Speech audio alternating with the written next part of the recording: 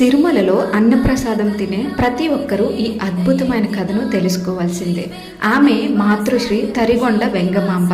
18వ శతాబ్దంలోనే శ్రీవారినే తన భర్తగా భావించినందుకు నాటి సమాజం ఆమెను పిచ్చిది అని దూషించి తిరుమల నుండి అడవులకు వెలవేసింది. కానీ స్వామివారి మాత్రం ఆమె వెంటే ఉన్నారు. బ్రహ్మోత్సవాలలో శ్రీవారి రథం వెంగమాంబ ఇంటి ముందట ఆగిపోయింది. ఏనుగులు లాగినా కదలలేదు. అప్పుడు బాలుడి రూపంలో వచ్చిన స్వామి వెంగమాంబ హారతి ఇస్తేనే రథం కదులుతుంది అని చెప్పారు. అప్పుడు ఆమె హారతి ఇవ్వగానే రథం కదిలింది. ఆనాడు ఆమె తన గుడిసెలో ప్రారంభించిన అన్నదానమే నేడు లక్షలాది మంది భక్తుల ఆకలి తీరుస్తుంది. సాక్షాత్తు స్వామివారే ఆమె దగ్గర భోజనం చేసేవారంట. నేటికి వెంగమాంబ ఇచ్చే ముత్యాల హారతి లేనిదే ఆలయ తలుపులు మూయరు.